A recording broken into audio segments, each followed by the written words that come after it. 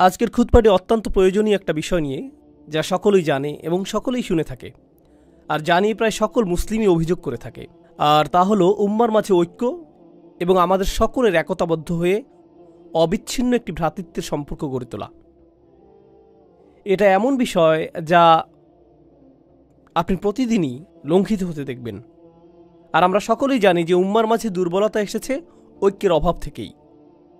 যদি আমরা একটা ঐক্যবদ্ধ শক্তি হতাম, এমনকি 4টি পরিবার ঐক্যবদ্ধ হলে, 4টি গোত্র ঐক্যবদ্ধ হলে, 4টি শহর ঐক্যবদ্ধ হলে, 4টি দেশ ঐক্যবদ্ধ হলে সেটা একটা শক্তিতে পরিণত হয়, তাহলে গোটা পৃথিবীর 20% মানুষ সম্পর্কে আপনি কি বলবেন? তো এটা এমন একটা দুর্বলতা যা সম্পর্কে আমরা সকলেই অবগত। একই সাথে যখন আমরা ইসলামের শত্রু এবং এই উম্মার শত্রুদের ক্ষমতা এবং শক্তিমত্তা নিয়ে কথা বলি, যখন আমরা ইসরায়েলের মতো গণহত্যাকারী উন্মাদদের কথা চিন্তা করি, যা বিশ্ববাসীর চোখের সামনে নির্বিচারে গণহত্যা চালিয়ে যাচ্ছে, আর মুসলিমরা দাঁড়িয়ে দাঁড়িয়ে তা দেখছে, আমাদের মাঝে হতাশা আসে নিজেদের দুর্বলতার জন্য। কিন্তু আপনি হতাশ হওয়ার মাধ্যমে আর রাগান্বিত হওয়ার মাধ্যমে এর সমাধান করতে পারবেন না। কেন আমরা পক্ষাঘাতগ্রস্ত হয়ে রয়েছি?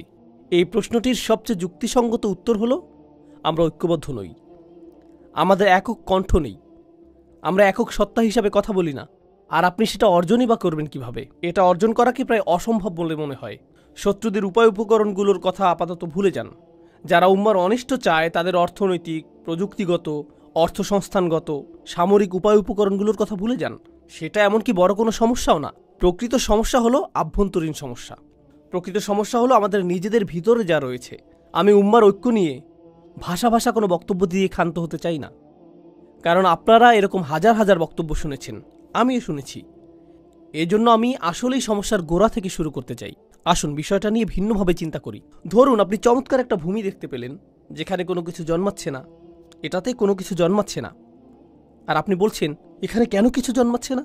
কি হলো এই ভূমিটার? আপনি তো কোনো বীজ বপন করেননি, আপনি মাটির যত্ন নেননি, আপনি সেচ দেননি, আর এখন অভিযোগ করছেন যে এখানে কিছু জন্মাচ্ছে না কেন? আপনি বীজ বপন করলেন, সেচ প্রদান করলেন, পর্যাপ্ত সূর্যের আলো নিশ্চিত করলেন, এটাও নিশ্চিত করলেন যে নিয়মিত পোকামাকড় এবং আগাছা পরিষ্কার করা হচ্ছে। যদি আপনি তা না করেন, তাহলে অভিযোগ করার কোনো অধিকার আপনার নেই। আর যদি আপনি তা করেন, যদি আমি তা করি, সেক্ষেত্রেও আমি গতকাল একটা বীজ বপন করে আজকেই বলতে পারি না যে আমার গাছ কোথায়, কেন আমি কোনো গাছ দেখতে পাচ্ছি না, এরপর তা ভুলেই গেলেন। কেন আমি দুশ্চিন্তা করছি? আমার এত খেয়াল করারই বা দরকার কি? পরিপক্ক চিন্তা এভাবে কাজ করে না। এভাবে আমরা শক্তি অর্জন করব না। আপনাকে একটা বিষয় তত্ত্বাবধান করতে হবে, উন্নতি সাধন করতে হবে, আবাদ করতে হবে, এরপরে অবশেষে আপনি ফলাফল পাবেন। আমরা এখানে মুসলিম ঐক্য নিয়ে কথা বলছি। একটা মুহূর্তের জন্য মুসলিমদের কথা ভুলে যান। এমন মানুষদের কথা চিন্তা করুন যারা আল্লাহ এবং রাসূল সাল্লাল্লাহু আলাইহি ওয়াসাল্লামের ভালোবাসার জন্য ঐক্যবদ্ধ না। এমন মানুষদের কথা চিন্তা করুন যারা অর্থের প্রতি ভালোবাসার কারণে ঐক্যবদ্ধ। মাল্টিবিলিয়ন ডলার কর্পোরেশনগুলোর কথা চিন্তা করুন। ওকে, তাদের রয়েছে ভিন্ন ভিন্ন বিভাগ, ভিন্ন ভিন্ন অবস্থান, ভিন্ন ভিন্ন অফিস। আবার সেই অফিসগুলোর ভিতরেও আভ্যন্তরীণ কোন্দল রয়েছে। সেই মানুষগুলো একে অপরের সাথে একত্র নয়, বরং তারা একে অপরের অনিষ্ট করার চেষ্টায় রত।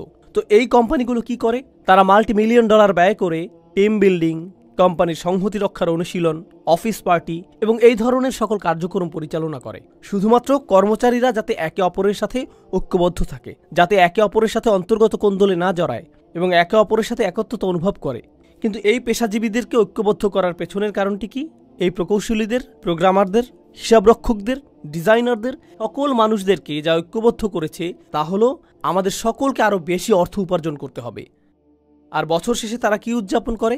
আমাদের বিক্রয় 20% বৃদ্ধি পেয়েছে। এটাই আমাদেরকে ঐক্যবদ্ধ করেছে। এজন্যই আমরা অদম্য একটা শক্তি। তাদের চিন্তায় এই অর্থনৈতিক উদ্দীপনাটাই তাদেরকে ঐক্যবদ্ধ করেছে। এটাই তাদের সম্পূর্ণ প্রেরণাকে তাড়িত করে। তো প্রথম একটা বিষয় আমি আপনাদেরকে বলতে পারি যে এমন মানুষ রয়েছে যারা অন্যথায় একে অপরকে ঘৃণা করত, কিন্তু অভিন্ন একটা উদ্দেশ্যে তারা একতাবদ্ধ। আর কখনো কখনো সেই অভিন্ন উদ্দেশ্য তেমন গুরুত্বপূর্ণ নাও হতে পারে। এটা হতে পারে শুধু অর্থ অথবা শুধু খ্যাতি, হতে পারে দুইজন খেলোয়াড় যারা একে অপরকে ঘৃণা করে, কিন্তু তারা একই দলে থেকে এক হয়ে চ্যাম্পিয়নশিপের জন্য লড়াই করে। তারা একই দলে ঐক্যবদ্ধ থাকার অভিনয় করছে। সে বল পাস করা থেকে বিরত থাকবে না এজন্য যে অপর ব্যক্তিটিকে সে পছন্দ করছে না। আর যদি সে এটা করে তাহলে তার ক্যারিয়ার শেষ। তারাও দলবদ্ধ থাকার অভিনয় করে। কিন্তু এই সকল অবস্থায়, আমার দেওয়া উদাহরণগুলোতে এই সকল অবস্থায় একটা বিষয় উপস্থিত: আন্তরিকতার অভাব। আমি শুধু তোমার সাথে ঐক্যবদ্ধ কারণ আমাদেরকে এই খেলায় জিততে হবে। আমি শুধু তোমার সাথে ঐক্যবদ্ধ কারণ আমাদেরকে পণ্য বিক্রয় করতে হবে। এর বাইরে তুমি পাহাড় থেকে নিচে পড়ে যাও, আমার কিছু যায় আসে না। এর বাইরে আমি তোমার সাথে এক কক্ষেও থাকতে চাই না। তুমি যে যুক্তি প্রদান করো আমি সেগুলো সহ্যও করতে চাই না। বুঝতে পারছেন? এখানে বস্তুগত একটা উদ্দেশ্য রয়েছে যা মানুষকে ঐক্যবদ্ধ করেছে। এটা না হলে তারা পরোয়াই করতো না। যখন আপনি রাজনীতির কথা চিন্তা করেন, আপনি ডেমোক্রেটিক এবং রিপাবলিকান পার্টি নিয়ে চিন্তা করেন এবং প্রায় গুরুত্বহীন ইন্ডিপেন্ডেন্স পার্টি নিয়ে চিন্তা করেন, কিন্তু এই দলগুলো নিয়ে যখন চিন্তা করেন আপনি মনে করেন যে ডেমোক্রেটরা সকল ঐক্যবদ্ধ, রিপাবলিকানরা সকল ঐক্যবদ্ধ, কিন্তু একই দলের ভিতরের এই লোকগুলো একে অপরকে অপছন্দ করে। তারা বরং একে অপরকে ধ্বংস করতে ভালোবাসবে, যদিও তারা একই দলের অংশ। তাহসাবুহুম জামিআন ওয়া কুলুবুহুম শাত্তা। আল্লাহ বলছেন, তোমরা কি মনে করেছো তাদের হৃদয়গুলো একতাবদ্ধ? তাদের হৃদয়গুলো ছড়ানো ছিটানো। তো প্রশ্ন উঠছে, যখন আল্লাহ আমাদেরকে এক উম্মাহ হওয়ার আহ্বান জানাচ্ছেন যে আমাদেরকে এক উম্মাহ হতে হবে, সেক্ষেত্রে আমাদেরকে জানতে হবে যে সেই জিনিসটা কি যা আমাদেরকে ঐক্যবদ্ধ করেছে, ঠিক কোন জিনিসটি আমাদেরকে ঐক্যবদ্ধ করেছে। আর আমাদেরকে ঐক্যবদ্ধকারী প্রেরণাটা যদি আসলে সবচেয়ে শক্তিশালী প্রেরণা হয়, তাহলে সেই ঐক্যটি অত্যন্ত মজবুত হবে। কিন্তু ঐক্যবদ্ধকারী প্রেরণাটি যদি ক্ষীণ হয়, তাহলে ঐক্যটিও দুর্বল হবে। ঐক্যটি সেই জিনিসের মতোই দুর্বল হবে যা আমাদেরকে একত্রিত করেছে। উদাহরণস্বরূপ, এখন আমরা এই মসজিদে বসে আছি, আর আপনারা অনেকেই কাজ থেকে এসেছেন, অনেকে এসেছেন বাসা থেকে, অনেকে এসেছেন আপনাদের ব্যবসা প্রতিষ্ঠান থেকে। আপনারা সকলেই এসে একত্রে এই মসজিদে বসেছেন। পুরুষেরা আছেন, নারীরা রয়েছেন, শিশুরা রয়েছে, আর আমরা সকলেই যারা এখানে একত্রিত হয়েছি, আমরা ঐক্যবদ্ধ হয়েছি আল্লাহর ইবাদত করার অভিপ্রায় নিয়ে। এজন্যই আমরা ঐক্যবদ্ধ হয়েছি। কিন্তু এই আলোচনার পরে আমরা সকলে পৃথকভাবে ফিরে যাব।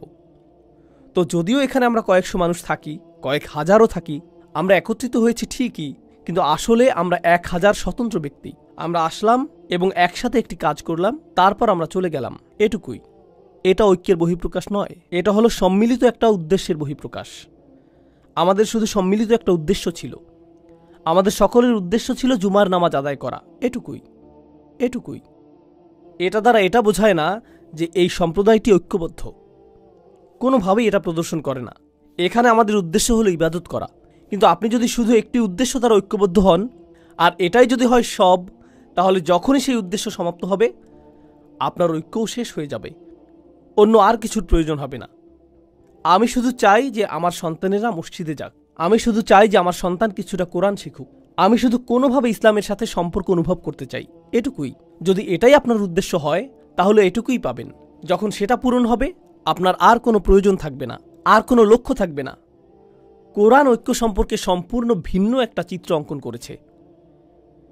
এটা কোনো একটা কাজের উপর নির্ভরশীল নয়, এটা বড় একটা ঈদের নামাজের উপর নির্ভরশীল নয়। আর প্রতি বছর আমি একই সাথে হাসি এবং কাঁদি যখন শুনি মানুষ ঈদ কবে উদযাপিত হবে তা নিয়ে মতবিরোধী লিপ্ত। কারণ একই দিনে আমাদেরকে ঈদ উদযাপনের ব্যাপারে ঐক্যবদ্ধ হওয়া উচিত। আমি এই বিষয়ে বলি, আসলেই কি তাই? যদি আমরা সকলেই একই দিনে ঈদ উদযাপন করি, সেটাই আপনার কাছে ঐক্য বলে মনে হয়? নামাজের সেই 20 মিনিট ঐক্য কি এটুকুই? আপনি এমনকি জানেনও না যে যেই মানুষটির পাশে আপনি ঈদের নামাজ পড়ছেন তার পরিবারের সদস্য হাসপাতালে ভর্তি রয়েছে, আপনি তা জানেন না। আপনি এটাও জানেন না যে এই ব্যক্তিটি ব্যবসায় ক্ষতির শিকার হয়েছে, অথবা এই ব্যক্তিটি তার বাবাকে হারিয়েছেন, অথবা তিনি কাজ হারিয়েছেন, অথবা স্বাস্থ্যগত সংকটের মধ্য দিয়ে যাচ্ছেন, আপনি জানেন না। তো ঐক্য আসলে কি? একটা ছবি যা প্রদর্শন করে যে অনেক মানুষ একসাথে দাঁড়িয়ে রয়েছে, এটাই ঐক্য। আমার যুক্তিতে এটা ঐক্যের কৃত্রিম এবং অর্থহীন মানদণ্ড। আর সেজন্যই যখন আমরা অভিযোগ করি যে আমাদের ঐক্য নেই, আমাদের সেই অভিযোগও অর্থহীন। এটা আমার দেয়া উদাহরণটির মতোই। আপনি একটা ভূমির সামনে দাঁড়িয়ে আছেন যেখানে কিছু জন্মাচ্ছে না, আর আপনি বলছেন, হেই, এখানে তো কোনো কিছুই দেখছি না, কেন আমার জন্য কিছু জন্মানো অবস্থায় নেই? ইতিমধ্যেই তো আমার বাগানে প্রবেশ করার কথা। না, যদি আপনি বাগানের মালি হতে প্রস্তুত না হন, সেক্ষেত্রে অভিযোগ করার কিছুই নেই।